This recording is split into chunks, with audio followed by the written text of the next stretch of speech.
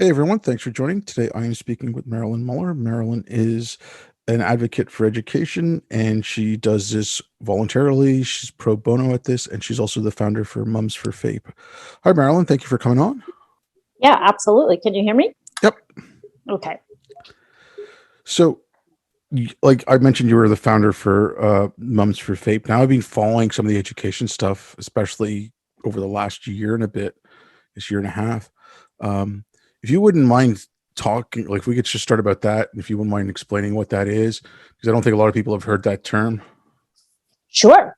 Um, so in the US, um, we have children who have special education needs, and that makes them eligible for services under a federal law that's called the Individuals with Disabilities Education Act. And within that act are various rules that guide their education from kindergarten through 12th grade. And within that is their right to what's called a free meaning, they don't have to pay any additional tax dollars for the special education services. Appropriate refers to what is appropriate and meets the needs of them individually. Okay. And then public is public funded. So people, that's where things can get a little tricky. Public actually means public funded. It doesn't mean that it has to take place inside a public school. Okay. Mm-hmm. And then education meaning, K through 12 education. So it must be free, appropriate, public funded education is what FAPE stands for. And so the acronym is commonly referred to amongst the 7 million children and their parents as FAPE. We call it FAPE. We call the Individuals with Disabilities Education Act IDEA. That's the acronym. Some people even say IDEA, but I think that gets confusing. So each of the 7 million children that have been identified are entitled to these special education services in their district, if it's suitable, or in a private placement. It all is supposed to default to what is appropriate for the child. Okay, obviously, I mean, when you mentioned 7 million kids, so this is, uh, you know, kids who are deaf have different needs than kids who are blind, and then if there's physical limitations, this and that. So this covers a lot of different things. It's not just like it's a one size fits all solution, right? Okay, so actually, the IDEA is the majority is children who have specific learning disabilities, which is referred to as an SLD. And the majority within that is actually students that are identified with dyslexia. Children who typically have physical disabilities fall under our Section 504, which is the American with Disabilities Act, ADA. So IDEA and FAPE actually target educational disabilities, not physical disabilities per se. Okay. So people that aren't aware just think of, special education is for kids who are deaf and blind or have physical limitations, when the reality is the majority are children that have dyslexia, ADHD, or what we call neurobiological differences, neurodivergent, neurodiverse. Those are typically some keywords or hashtags that you'll find like on Twitter, Facebook, and the World Wide Web. Okay. No, especially since COVID and kids are staying home. And like I said, I only started following this stuff a couple years ago as far as like when I started looking at education, I was looking at it from a different angle, but I started seeing some of this stuff, and it's, you look at the numbers and it's already staggering. Like 66% can't read. The number that can't do math is higher. So this past year, I mean, plenty of articles about how kids are being left behind, but there wasn't, if I hadn't been following this debate, I don't think I would have seen, that you had like students who didn't have things like dyslexia or ADHD. They were already worse off to begin with, but now they were even falling further behind. So can you talk about some of the limitations of last year and how, like, did it help highlight things with you guys, like with the school boards and stuff, or is it making things even worse? Well, I believe that it has been a true unmasking of the issues that parents of children with receiving special education services have always known. But since we are a minority, again, about 7 million children in a system that educates about 55 million. So, no one really listens to us. We've been seen historically, or not seen, really as expensive to educate, time consuming, a drag on education. When the reality is, if you become an informed citizen, since we do all fund this system, I think it's more important to be an informed citizen. So if you take the most vulnerable child that's in the system, and you can teach that child to read, write, spell, and numerate proficiently, to thrive, basically, to do what education is supposed to do. If a school can provide that to the most vulnerable, then all students would thrive, right?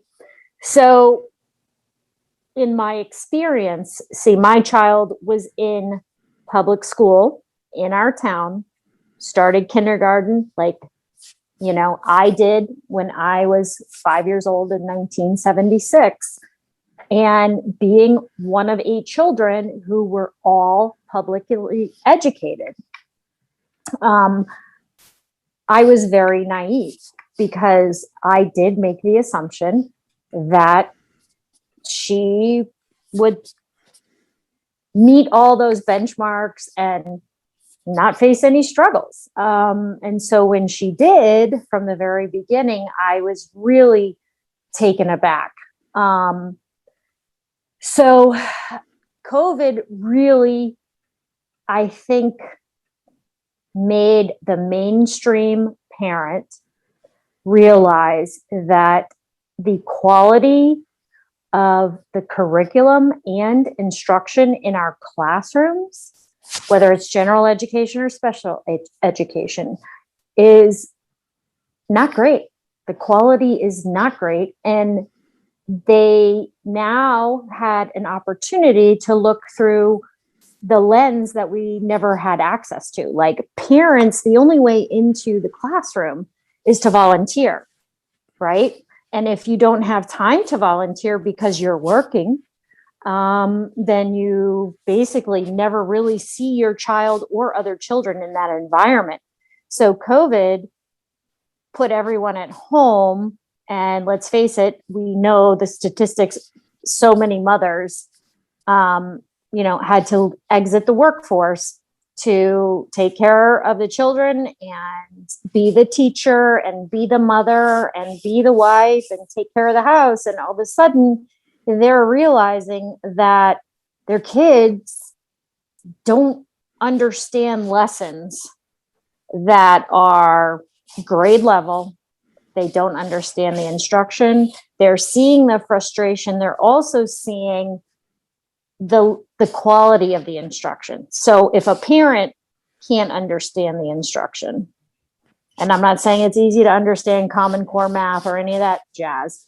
The point is, if an educated adult can't figure out what's going on, how in the heck are the children figuring it out when they're isolated in a room in front of a screen or with worksheets and no instruction, with instruction coming from a parent who doesn't have a teaching degree? So I think the harsh reality really slapped a lot of parents in the face.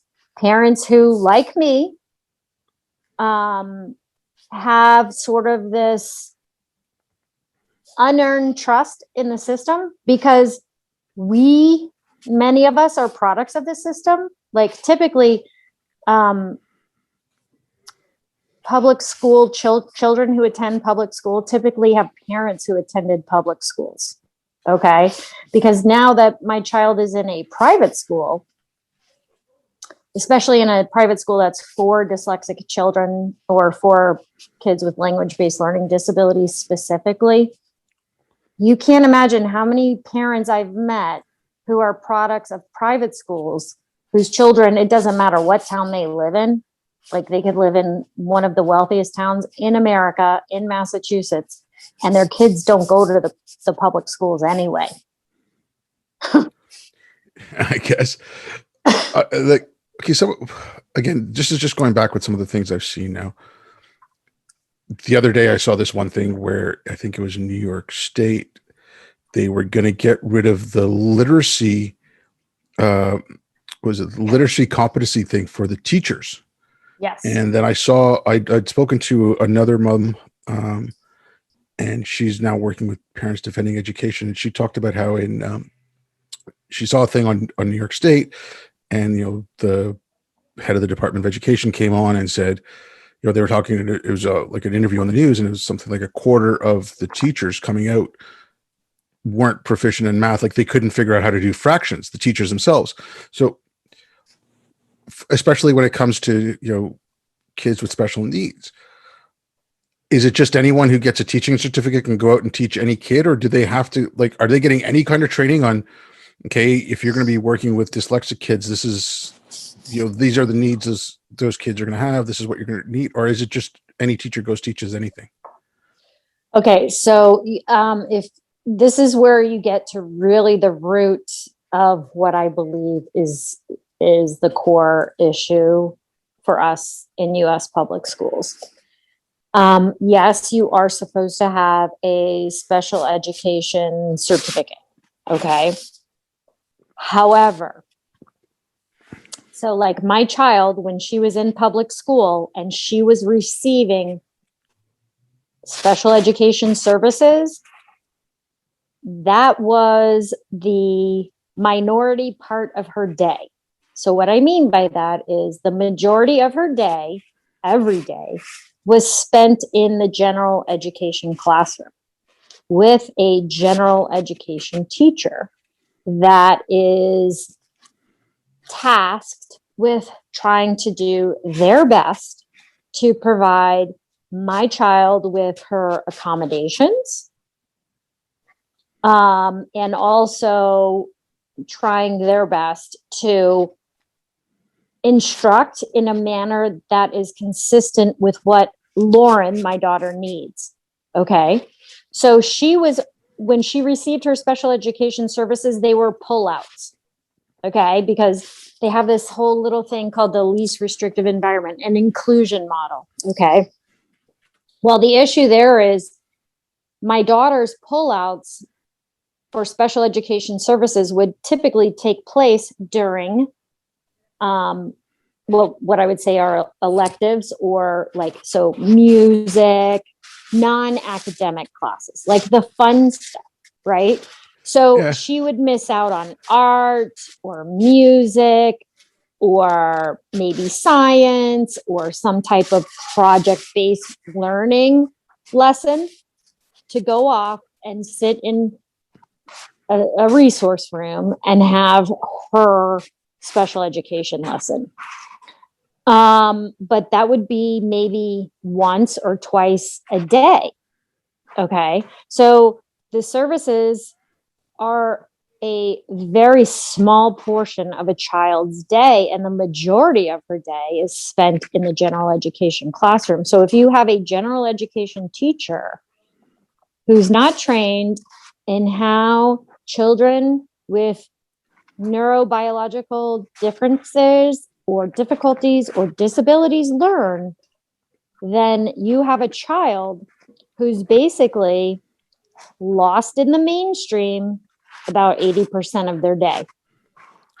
And so to compensate, my daughter would always sort of pair up naturally with someone who would basically be her mentor in class. So, for example, like one of her best friends from the get-go is this young girl, Dulcie. And Dulcie probably was born reading. Okay. Like she's just one of those natural, she's one of those unique, because most kids need to be taught how to read explicitly. She was one of those children who came to kindergarten reading already. And that doesn't typically happen naturally. She's a gifted child. But Lauren was very smart. She paired up with Dulcie, and Dulcie was almost like her teaching assistant. So when the general education classroom teacher would teach like a math lesson or any lesson, and they do little breakouts, Lauren would always pair up with Dulcie. So Lauren, from the very beginning, learned how to compensate for her own weaknesses in the classroom, because children know, it's like you and I know the same way. It's the same. Like if someone said, go climb this mountain, and you've never climbed a mountain before, are you going to pair up with someone who's got all the gear on, or are you going to pair up with someone who's like in their sneakers? Yeah. You can kind of figure it out, like intuition, common sense, like, because, Lauren, at least my daughter, is very, very highly intuitive. I think those are just things you're born with and can't be taught. But she was able to find buddies, friends, classmates who could help her with her math and her ELA lessons and things like that. And it wasn't until I always volunteered, but it really hit home for me in first grade, because I think kindergarten was more like playtime volunteering. You were there to just really assist in little, like sensory projects.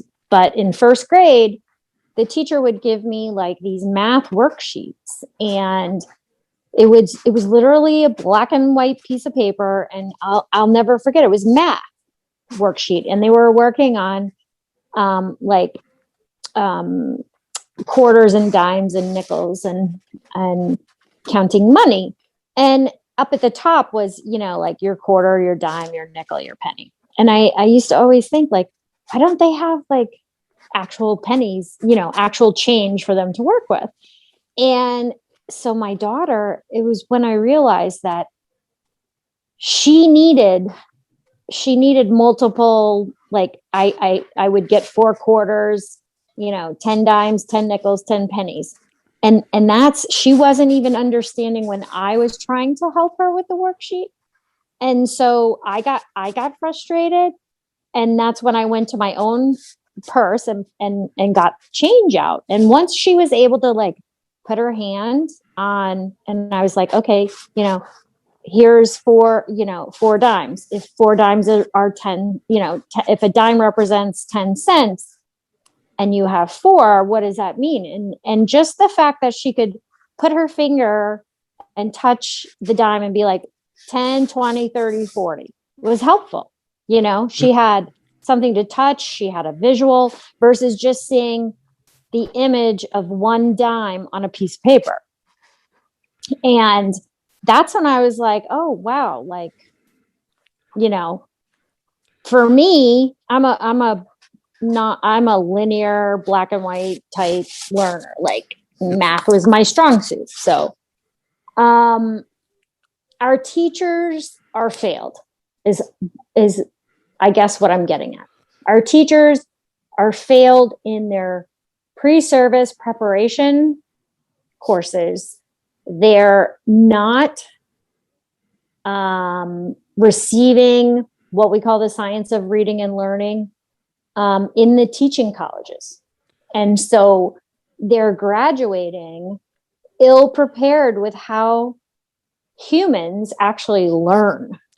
I mean, sorry, I didn't mean to, but like I've been looking at that, and it's, I mean, just like that, what you just mentioned there, and that's something I've been seeing. It's, you're, again, when you're taking away literacy requirements for teachers, in Washington State, I believe, took that away 2 years ago. Yeah. And it's, who does that serve? If the teacher themselves isn't literate, and when I say isn't literate, I mean, okay, they might be able to read and might be able to function daily, but they don't know, I know how to read, but there's no way I could teach a little kid how to read. I mean, I'd lose my patience, I think, Correct. There's a difference. Correct. So, and I think it even said like academic literacy. So, I mean, that's different than just being regularly literate. So that's, it's not fair. The whole system is not fair. And I think the reason that they had to do away with it, quite honestly, is the teaching colleges are ill preparing the teachers. Okay. And some of the teachers that are coming out of teacher colleges right now are some of the same students that, fall in the category of, below proficient readers, below proficient, literacy skills to begin with. So, we know that when kids enter colleges in the US, some of them are spending their first 2 years in remedial classes, things they should have learned in K through 12.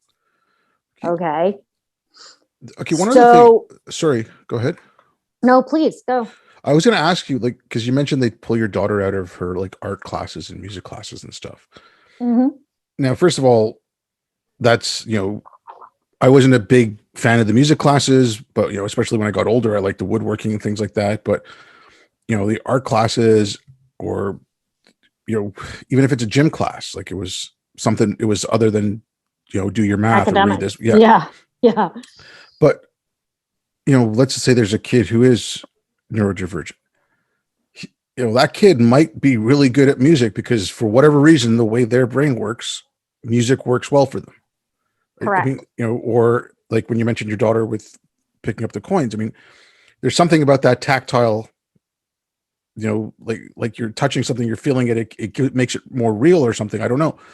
So an art class might work. Like that child might be a great sculptor. Who knows? Correct. So I'm sure Biden talked about all the money that he put into schools, and you talk about all the money that's going into schools, and you look at the money that, spent on public schools versus private schools, and, public district schools versus charter schools and all that kind of stuff. And I see a teacher, like I spoke to a teacher a couple of years back, and I mean, I see it every day on Twitter. She started an organization called Clear the Lists. Yeah. And, I'm looking at the list that these teachers have, and, the things that strike me the most are like pencil sharpeners, basics. Cleaning supplies. I'm like, United States of America, they say the richest country in the world. You cannot put, you can't put pencil sharpeners in classrooms. But then, you look at like some of these diversity trainings. Oh, we spent $650,000 on a diversity training. Don't get me started. I'm just like scratching my head. It's like, okay, you know what? I don't even want to get into the content of those things because I like that. That's a whole other story. But if you can't put a pencil sharpener into a classroom, that might be. Then why are you even thinking about teaching them something other than literacy? Yeah. Or, I mean, like so for your daughter or for, other kids, smaller classrooms, like, okay, I'm going to go back to when I was in grade school. So this was The school I was at I think it was in 77. And this was physical disability. So these were deaf kids, but they had a special class for deaf kids. But one class every day, they would come in with us. And it was, I guess it was just to get, us kids used to deaf kids being in school and for them to have like a regular classroom. I don't like, I was, like I It's said, kind of like it's kind of like trying to, it's an inclusion type model. yeah, but it Yes. was like I said, that was only one class a day though. They had, Mm-hmm. the Mm-hmm. rest of the day they had their classroom where they were, but I mean, some of it was kind of neat because I shouldn't even say neat, but I learned because of that if if there's someone who's deaf or hard of hearing, slow down, you know, correctly Empathy. pronounce the words. I mean, like, Yep. Yeah. otherwise, kids don't have to think about things like that, right? And I still Yep. remember little things like Yep. that to this day. But so, I mean, couldn't like instead of spending, like I said, $650,000 on a diversity trainer or whatever, make smaller pod classes for the children in that school who are, who have learning disabilities or who are special needs or Mm-hmm. is there like when can parents how much can parents actually do about the funding? Like if you go to PTA meetings and board meetings and whatever, like how much? Forget about PTA because I guess the PTA organization, from what I understand, I never got involved in things like PTA because from the get-go, my daughter was struggling. And so I was so absorbed in her struggles. There was no time for me to go to like a PTA meeting. And so what I'm going to say about the PTA is only what I hear from people who have been involved in PTA, and that is that apparently PTA is sort of like a quasi union cheerleader at this point. So,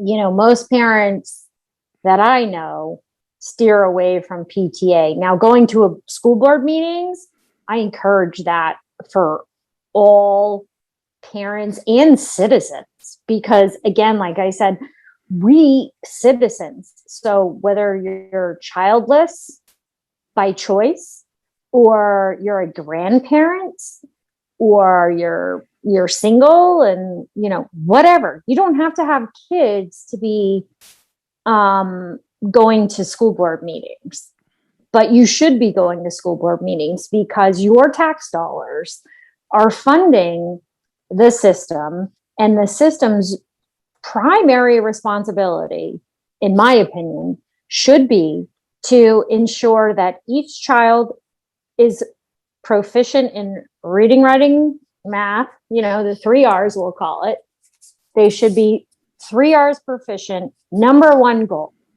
Number two goal would be like social skills in a classroom, right? Like how to get along with other people, empathy, compassion, respect. And beyond that, I think maybe number three would be to explore what their interests are, perhaps. Like they get those 13 years to figure out, oh, I really like math, or oh, I really like writing, or oh, I really like art. If you catch my drift, like that's the top three things education should be, in my opinion. Not activism, not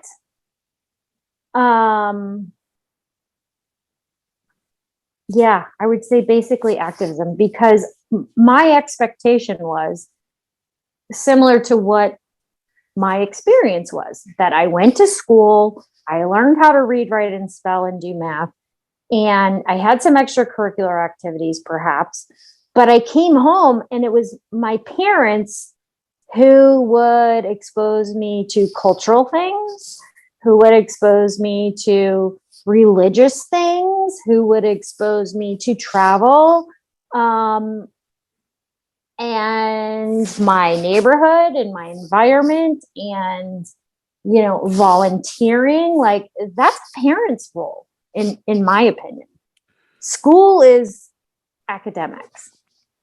That's what school should be for. Yeah.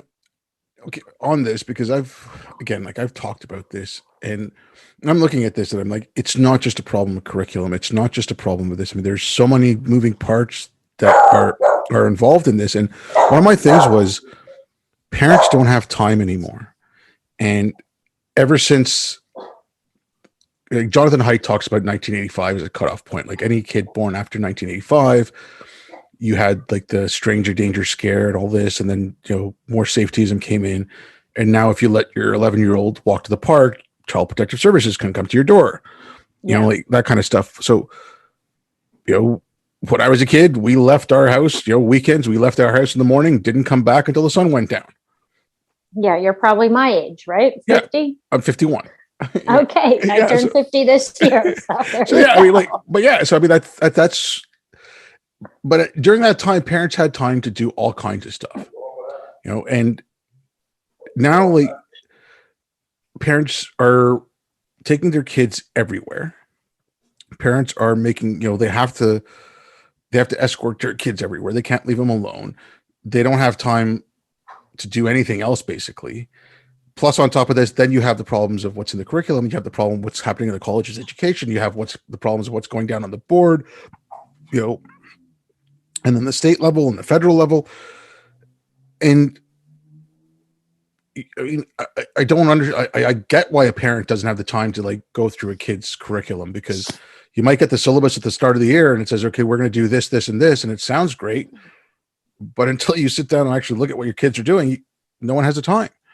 And then when you add extra stuff on top of it, like if you have to spend, you were talking about spending time with your daughter with the nickels and the dimes and all that stuff, like you're spending extra time out of your day doing that. So, like, can you talk about that? Like how much time are parents actually having, or when you speak to other parents, like, like what, like that kind of stuff?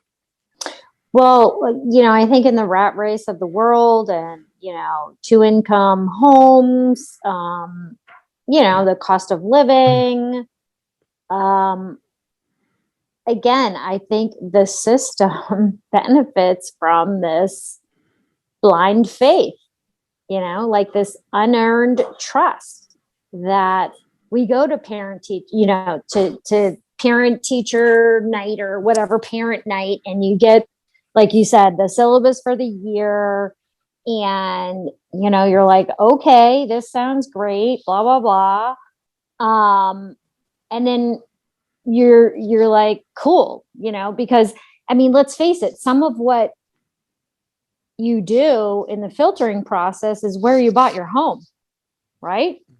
So, when you go and look for a home, at least when we did, it was like, what are your priorities?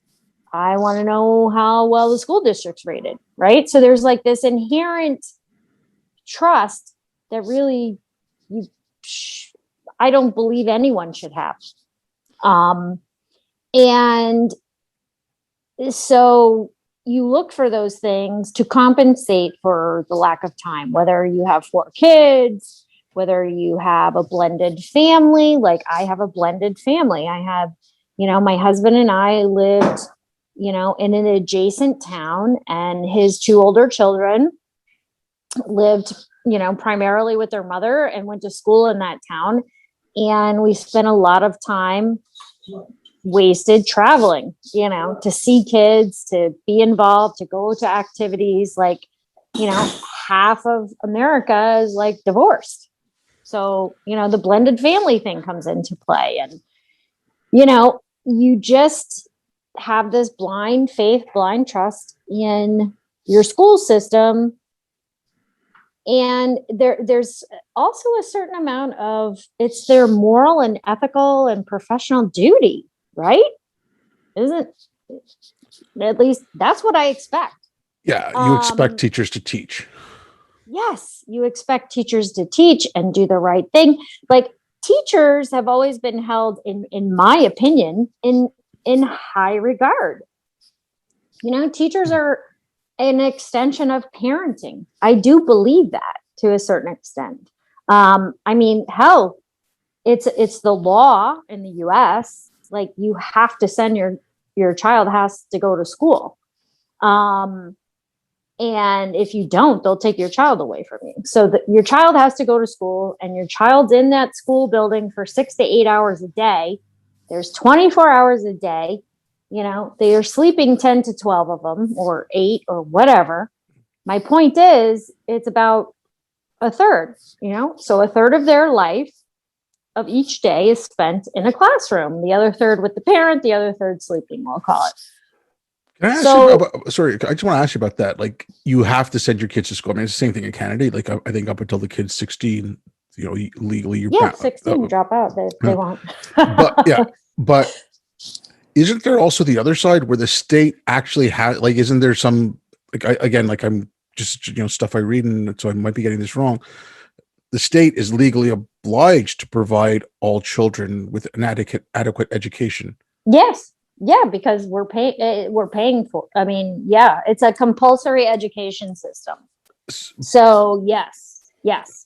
So that's all part of it. So if they're failing special needs kids, I mean, and I'm not a huge fan of like legislation, like litigation and all this stuff, but if you're actually failing that many kids, I mean, isn't there and not every parent can afford this, and this is, again, you got to go through a lot of loopholes, but like, is there a legal recourse for you guys? Of course there is. I mean, I truly believe we have the largest civil rights class action lawsuit that is a dream, but someone's got to be willing to take the case. And it's funny that you even bring that up, because, I became an advocate because of the injustice that my daughter endured in the school, and that myself, and my husband and endured in what we call IEP meetings, which is supposed to be the meeting where the school and the parents come together to agree upon the services that are appropriate for the child that has the special needs. And we're supposed to be a team member, but we're treated like we're not. And so I became an accidental advocate because of those injustices. And when I did my research, there's so many layers to this onion, and can probably get very boring. But my point is that, in doing my own due diligence before, when push came to shove with my daughter, you have to go and look at, okay, this thing called due process, which is where you say, well, the school district and the family have come to an impasse.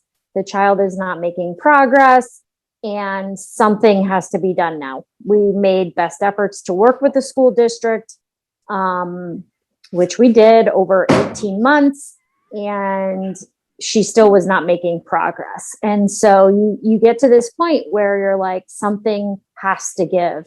And so your choice is to sue the school district through due process, basically, or to remove the child and homeschool or private school or something of that nature. But again, all these things cost money. They cost money to do. Okay. So not everyone can do it. Now, on that, like, just kind of sticking with this, because if you're going to homeschool, then you have to, one of the parents, money. One of the parents, and I'm assuming it's usually the mom, has to stay home and, educate the coordinate children. Services.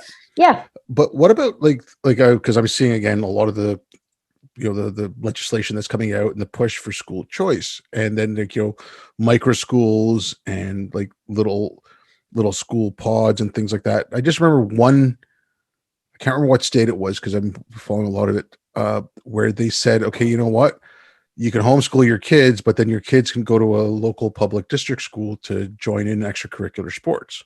True. They can do that in any state. Oh, okay. No, it was announced as some great victory in some state. That's why I was. Oh, yeah. No, if you live in the town and you homeschool your child, the child should always be eligible to participate in extracurricular activities with the district But kids. like more on the school choice thing, like where they're making, a couple of states said, okay, we're going to have the money follow the students, not the Yep. school. Now, Yep. if parents like, now if I was in legislation, okay, let's say you pass that kind of law, but then you don't have any structure there. Like if the government wants that to succeed, they would have to put in a structure where they can say, you know what, here are some resources you guys can use, and you could form a micro school for your neighborhood or something. I don't know, like, Mm-hmm. but so are you seeing anything like that? Or is it just, okay, No. great, you're going to get the money. Like, I mean, fine, whatever they spend, $15,000. I don't know the numbers, $15,000 per student per year. And they go, okay, here's your $15,000 for the year. But if a parent doesn't know or doesn't have the time, like, what are they supposed to do with that? Yeah. It's a huge dilemma. But you're finding a lot of people. So like I have a close connection. Dr. Sanders is in Texas, and she started her own school. It's called Safari Small Schools. And, she has, I think, over 20 years in the public education system. And she said, I've had enough. I got into this because I love to teach children, and you're telling me what to teach, and what you're telling me to teach is not teaching children how to read and write and do math. And, I'm frustrated and the children are frustrated, and I'm out of here. So I give her a lot of credit because, let's face it, teachers who do leave the system, they walk away from, certain things, benefits and things like that. Anytime you leave a job, right? Mm-hmm. So the other thing is that all of this legislation that's taking place is sort of happening in a vacuum. So we don't really know what the fallout is going to be from it. Okay. So like if you follow Corey DeAngelis, he's on top of the legislation state by state, and he'll say, like in New Hampshire, which is, an adjacent state to where I live in Massachusetts, they have passed key legislation, not only for really for all kids with respect to, funding students, as we call it, versus funding systems. So they're on track to fund the students.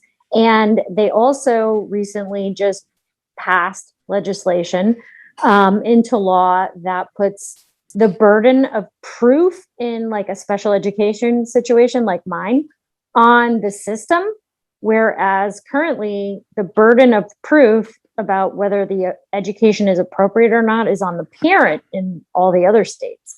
So, all of this is developing. I mean, what I would encourage parents to do, what I would do if we didn't have the resources to fund private school, I would find other parents with children who have similar ages, similar likings, whatever the case may be,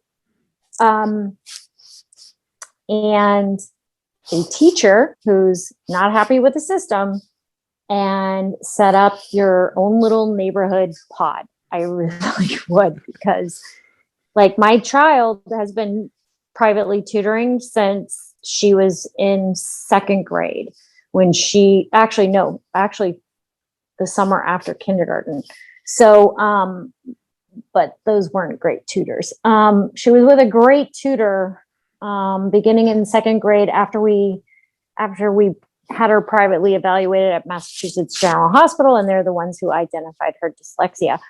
But a teacher like that, that maybe let's say they make $100,000 on the high side, because in Massachusetts that's about what they make. But we also have high standard of cost of living up here. You could get 5, even 10 kids. Say you have 10 kids and you have 15,000 per child. That's $150,000 for a teacher. right? Yeah. Yeah. And you find a great teacher who knows how to teach. Reading, writing, and math is all of about maybe 3 hours in a day. The rest of it, if you really go and you walk around a school in a day and you say you were to shadow a child for the entire day, of those 6 to 8 hours, you have recess, you have, 5 minutes in the hall, switching between each class, lunch, recess, PE, like a lot of wasted time. Yeah. Now, one thing I'm just kind of curious about, like I know with your daughter, because I mean, dyslexia is one thing, but like you mentioned ADHD. Mm-hmm. Now, again, I'm not a parent or anything like that, but I remember hearing about it in like the 90s and stuff, and then you keep reading about it, like, okay, they're just giving kids medication and medication and medication. Yeah.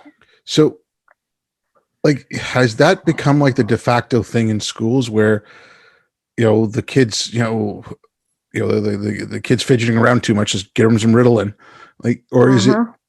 like, are have they gone from trying to actually, you know, dealing with the kids themselves in a different way? Because No, I mean, no. giving kids drugs just does not seem like a good idea. Like, especially things like Ritalin and whatever.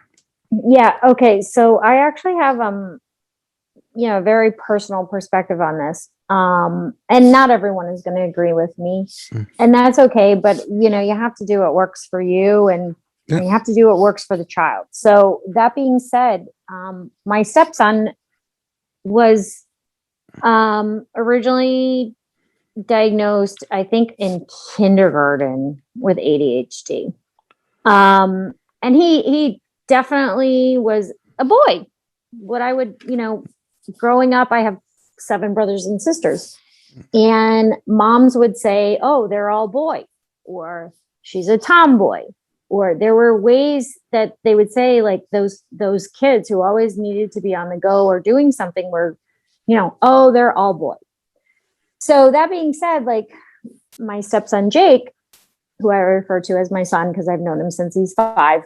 So our son Jake was identified with ADHD, and he struggled in the classroom. And of course, I did not have direct interaction in his education for obvious reasons, because that is the parent's responsibility. But I always got the secondhand version of the goings on from my husband. And so they did not medicate him until I think middle school, because what was happening is he struggled all through the early grades, the elementary grades. And when he got to middle school, it was becoming like sort of a desperate situation. And so the parents were like, okay, maybe we should give this a try. And to be honest, I believe that generally speaking, Ritalin and these medications are quote unquote sold to parents as like the fix, so to speak. Like, oh, here, take this pill and your kid will focus and the school will be fine. Right. But that's not the case, because typically ADHD is comorbid with, it has a high comorbidity with learning difficulties like dyslexia, like dyscalculia, which is your math disability, like dysgraphia, which is your writing disability. So there is a high likelihood that a child that has an attention deficit or hyperactivity disorder also has a learning difficulty. So just because you medicate them to take care of the hyperactivity or lack of ability to focus piece doesn't mean that they're going to be able to understand a lesson if the way the lesson is instructed doesn't meet their educational needs. Okay. Mm-hmm. So I do believe that parents think that if if you take care of the focus, then the education's fine. But that's not the case in most situations. Like, you can give the kid, pump them full of Ritalin, and they can focus. But if you have a teacher who can't instruct them how to read or do math, then what good is the Ritalin? Yeah. Look, I don't want to keep you too much longer, but I have a couple other things on these. But okay, it's these kind of things. So again, going back to the school choice, because again, just outsider looking in on this, and there were some parents who said, you know what, my kid actually did better with the distance learning.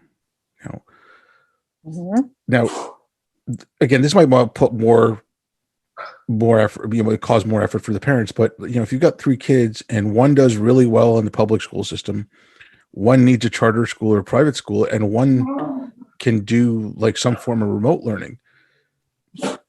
Why is it such a big thing to let parents choose where they want to send their kids? Like, what is like, I don't get though. If the whole point is to have an educated population, because I'm with you. Like I said, I don't have kids, but when I'm a senior or I'm retired, I want my doctors to know what the hell they're doing. I want my engineers to be able to build a bridge that's not going to collapse when I drive on it. I want the people who are taking care of my pension and whatever, making sure that I get my money every month. I'm being purely selfish about this. Yeah. Well, I mean, it all boils down to this. I believe that, true equity in education is a literate child at the end of the day, right? If you can't read and write and do math proficiently, like grade level stuff, then how equitable was that education for society? Forget about the child for a second. How equitable was that for the taxpayer and society? It's not, because the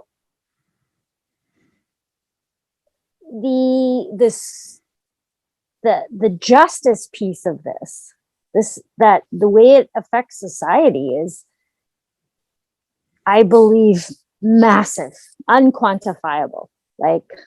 So why can't you educate your child in the way that is most suitable for that child?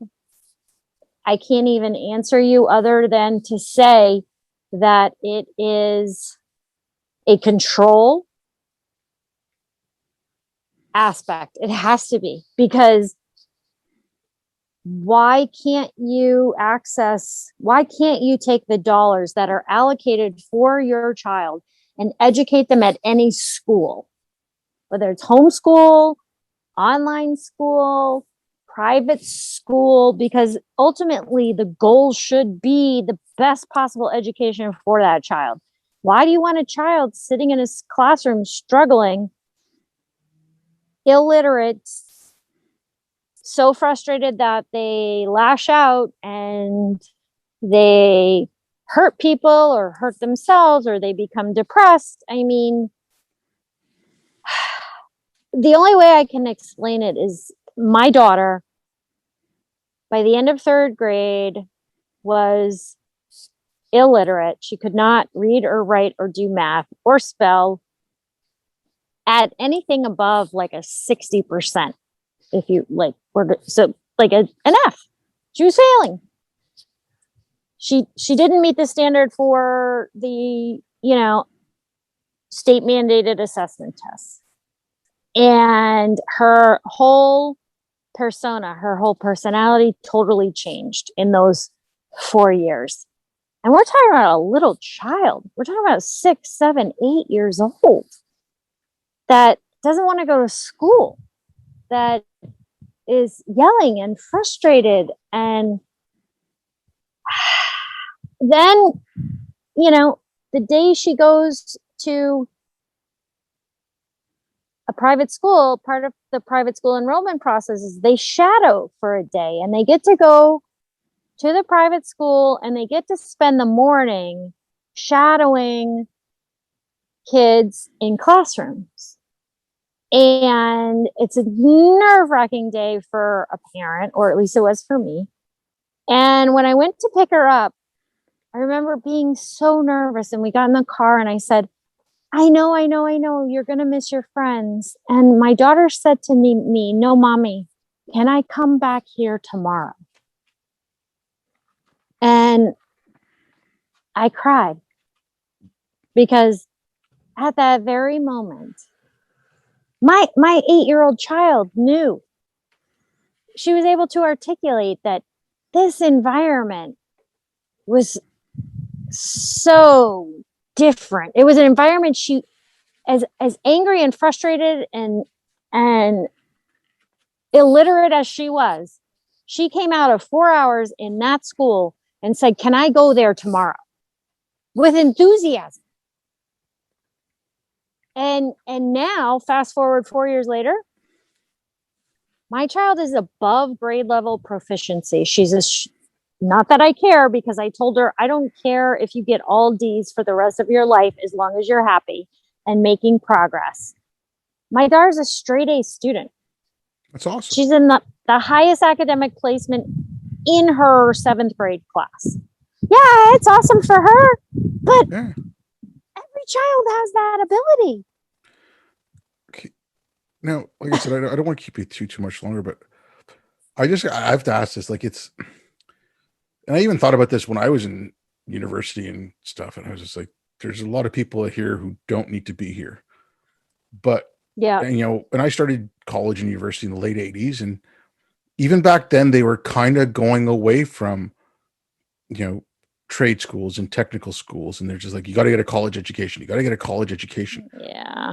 Like, is there any kind of pushback on that, or are you seeing anything starting where, what, maybe you don't need to? And again, like, there's like, how many history majors do we need? Like, what I Tell mean? me Like, about it. but Yeah, carpenters, mechanics, all these things, like I mean, quite honestly, just anecdotally speaking, some of the wealthiest people in my town right now are the plumbers, the electricians, and the tradespeople. And you have all these college educated kids who go to BC and BU and here and there, because I live in Massachusetts, which is like some of the best universities in the country and the world. And these kids have a degree in this, a degree in that. And I'm like, oh, yeah. So what are you doing for the summer? Babysitting. It's like, what? yeah, Like, but it's a waste, because they're told, they're also sold a very bad bill of goods. These kids think that if they go to college and they have this degree, that they have some kind of guaranteed success in life, and then the reality slaps them in the face and they're like, holy crap, like, I have no skills to even operate a register at Starbucks. yeah, but I mean, okay, even let's just say you go through med school. You come out of Harvard Med School, or I don't know how much Boston College is, whatever. Harvard Med School is like $50,000-$60,000 a year, and you're a couple $100,000 in debt. Yep. I mean, I'm not saying That's doctors my don't. niece. I'm not Just saying like my doctors. niece. Doctors make decent cash, but to pay off that 250,000 or 200,000, it's going to take you 20 years. And but you get out of trade school. What did it cost you? Like 10 grand maybe, and starting like first year plumber, mechanic, guy who does drywall, like like carpenter, framer, like they make decent cash and they don't have that huge debt load. Well, yeah. I mean, there's two ways to look at that. Number one, like my niece, for example, her college debt is bigger than it was when she graduated because of, I guess, interest. I don't know, the way they pay. I don't know, whatever. So, okay, great, whatever. Then you have kids who go to like a technical school, and they get out and they're working right away, and they have basically little or no debt. And you're also forgetting the fact that trade schools are, I consider a form of art, because like to find a good plumber, to find a good electrician, to find a great drywaller, or even a home builder, whatever the case may be, that's a talent. Like not everyone can build a house, just like not everyone can do open heart surgery. Yeah. So I think there's a lot of untapped potential that is being lost on this. Oh, you got to go get a college degree. And these kids, they struggle through 4 years because their parents make them do it. They graduate with debt and then they have no job. Yeah. But I mean, okay, like just aside from, and I agree with you, like, a good, let's just say cabinet maker, like a guy who's a Yeah. really good cabinet maker. I mean, like you can make some gorgeous pieces of furniture, but to be a carpenter, to be a mechanic, to be a plumber, to be any of these things, you need to know basic maths. So, I mean, Yes, you do. so like if you're in a high school and you've got a wood shop and a kid who's having trouble in math class might actually understand fractions and understand like angles building something in wood shop because he's doing something Right. tangible or she's doing something tangible and it's, Right. or even something is like, and I'm not That's saying that, project-based learning. yeah, That's what that is. and I'm talking about like wood shop for boys and home ec for girls because in like No, I know. I know. in my high school we had home ec and everyone took it, but like even something like home ec, you're learning to cook, you're learning to Yeah. budget, you're Life learning, skills. Yes. like, and you're learning something, like Yes. it's not like I always laugh at a friend of mine because he's the same age as me, and even to this day, like he can't make like craft dinner without following the instructions on the box. And I'm like, come on, man, like it's like it's just, you got to be able to do something. like No, I literally had to help my stepson teach him how to boil water. And I'm not joking. I'm not joking. So yeah, I mean, he didn't know how to use an ATM. yeah, so It's that's what scary out there. but I mean, also like for myself, like I'm a geek. I work in IT, and I was good in math, whatever. But I took woodshop. I like woodshop. I like working with my hands. I like doing something. Like it was like I said, it was something tangible, and it's okay. I built this. It's not yeah, I got 100% on my math test. That you feel good or whatever, but like actually building something in woodshop, or I like take the AV class and you're learning how to develop pictures and things like that. Like it's a sense of accomplishment as well. Hell yeah. I mean, people there's a huge undervalue of that sense of accomplishment. But you're right. I mean, that's why I focus on the science of reading and literacy proficiency, because literacy is life. If you don't have basic literacy proficiency, how do you do any job? How do you even fill out the job application? Look, like I said, I don't want to keep you too much longer. Just one last thing. Like if you want to let parents, if you want to give like a last pitch for parents, like what they, what they should look out for, or what they can start doing to, whether or not it's special needs, but if you specifically want to speak to special needs, parents of special needs kids, like what they should start doing in their neighborhoods, like, tell them about your organization, what, what they can, how they can get a hold of you, anything like that. Well, our first of all, I think that they should all go to at least one school board meeting. They don't have to speak, but they should observe to see what's really going on. Number two is being engaged in your community in so much as like, talking to the teacher, like, were you trained in the science of reading? Do you know how to teach reading? Like, is this a balanced literacy curriculum, or is this like a structured literacy curriculum? Those are probably, two key things: science of reading, structured literacy. If a teacher tells you no, you should be concerned.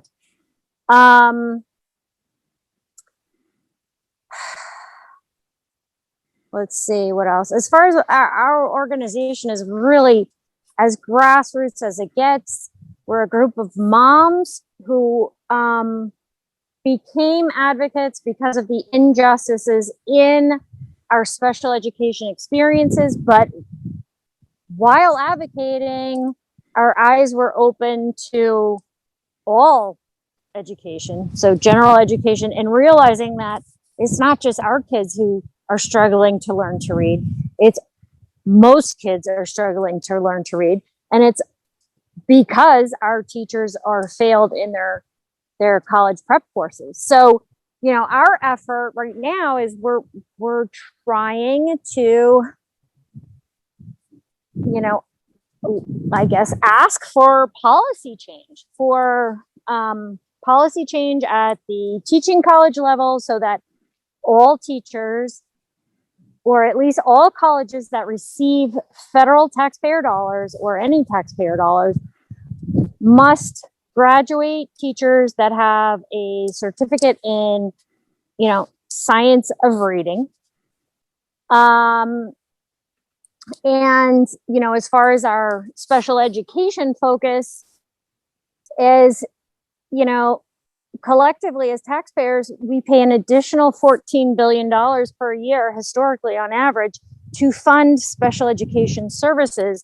And those services are supposed to ensure that each child receiving services graduates prepared to further their education, gain employment, and live independently. Yet 79% of them are illiterate. So that tells me that the federal law is a systemic failure, and basically taxpayers are being defrauded, right? Because $14 billion for, 69 to 74% illiteracy rates of special education students. So, I would love to see a congressional investigation instead of investigating, GameStop. I'd like to see them investigate special education failures, something that actually means something. Yeah. Yeah. I mean, I agree with you. Like, again, I've been following this for a little bit, and it's even up here in Canada. Shocking. Yeah. And even up here in Canada is shocking, because I mean, the more I look into it, in some ways up here, they're hiding some of the numbers, and so it looks like they're doing better than they are. Mm-hmm. So it's, well, it's speaking awful. of Canada, I hope you follow, there's some fabulous mom advocates. And I can send you it over DM, but Skimmity Cricket, Con Kids, let's see, there's a few others. I'm going off the top of my head right now, but there are some Canada moms who are active advocates, and we're on a lot of threads and together, and the situation is very similar. Yeah. Believe it or not. Well, I mean, if you wouldn't mind DMing that, maybe I can try to get a hold of them. But they're awesome. Thank you so much for coming on and speaking with me. It was great.